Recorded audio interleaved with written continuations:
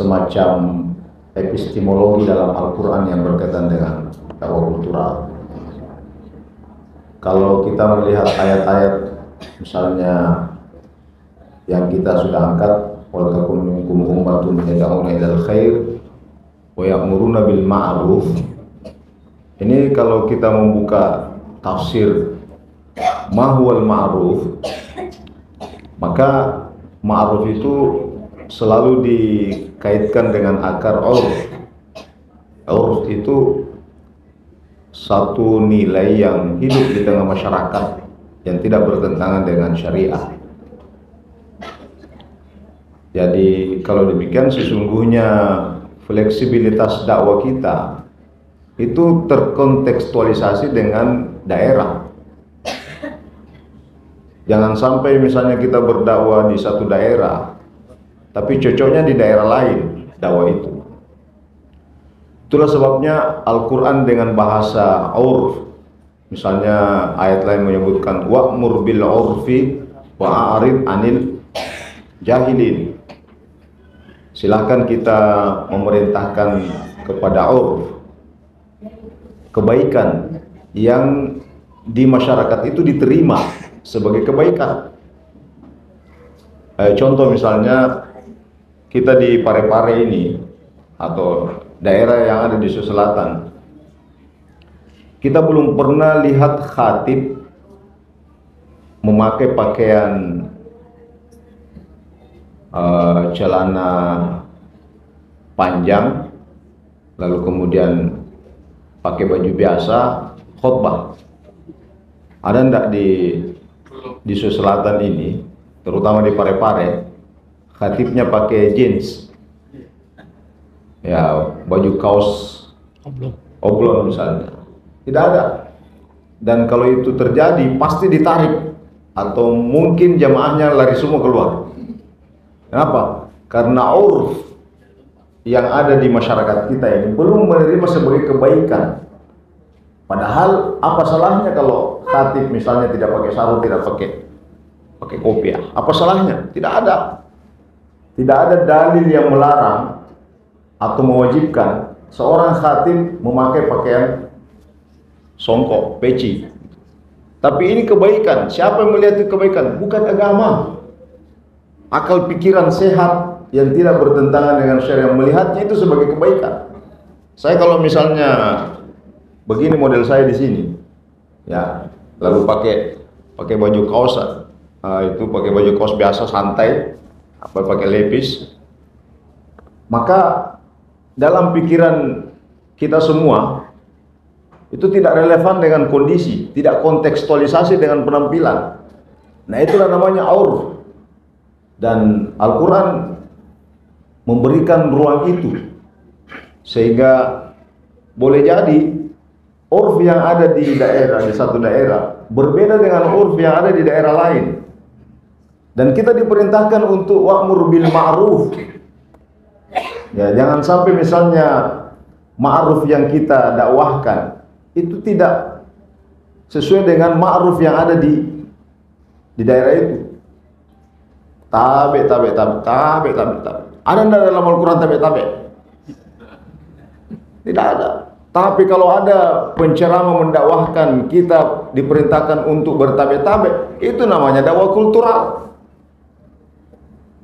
Nah, inilah kemudian oleh untuknya yang masuk di Nusantara ini ulama-ulama yang responsif, ulama-ulama yang adaptif dengan kultur, sehingga kultur yang ada yang mereka lihat ketika masuk di Nusantara ini, dia Islamkan juga, bukan hanya orang yang diislamkan, tapi kulturnya juga diislamkan. Itu namanya mengislamkan kultur atau mengislamkan budaya dan membudayakan Islam. Dia lihat ini masyarakat Parepare ini kalau musim panen maka dia hanyutkan sesajen di laut misalnya. Ya, dia lihat itu kondisinya. Apa yang dilakukan oleh ulama yang membawa Islam di Parepare dan sekitarnya? Dia sampaikan itu makanan bukan untuk dihanyutkan. Itu kambing tidak perlu kita potong di atas kuburan. Karena anggapannya darahnya atau kambingnya itu jadi kendaraan orang yang meninggal, orang mati, supaya ada kendaraannya nanti di kuburan, maka dipotongkan kambing di atas kuburannya untuk roh lamat dungkeleng ya bin labedu, kambing ini saya persembahkan gere di atas kuburan. Itu anggapan orang, sehingga ulama melihat, oh tidak cocok akidahnya seperti ini, menyalahi akidah yang benar. Yang bagus itu kambingnya dipotong saja di tempat kambing, di tempat pemotongan, bacakan Bismillahirrahmanirrahim, panggil Pak Imam potong, setelah itu panggil Pak Imam baca-baca kambingnya, setelah dibaca-baca kita makan sama-sama. Nah berarti kulturnya yang diislamkan. Ini namanya berdakwah kultural. Bukan kambingnya dihilangkan, bukan makanannya dihilangkan, tapi makanannya diislamkan. Kita panggil orang untuk baca-baca, lalu kemudian makan. Baca-baca itu kan mendoakan orang mati, ya, mendoakan orang mati. Kemudian kasih makan, itu namanya it'amut ta'am. Ini tadi cocok dengan perintah Nabi itu amut ta'am, kita kasih makan orang. Masa saudara orang dipanggil baca-baca baru disuruh pulang saja, tidak ada dikasih makan orang. Ya. Makanya ulama kita mengajarkan, oh kita berdakwah kultural seperti ini, kita mendakwahkan, bukan salah, kita benarkan itu. Jadi kalau misalnya bangun rumah lalu kemudian apa namanya dihanyutkan dalam bentuk sesajen, tidak perlu dihanyutkan. Kita buat onde-onde, baru onde-onde itu kita makan. Sebelum kita makan kita doakan dulu. Nah itu namanya melihat kondisi kultural yang ada. Tapi kalau misalnya ada yang tidak mau juga tidak ada masalah. Ya. Jadi kalau demikian maka boleh jadi itulah bahasa Al-Quran ya, sangat fleksibel.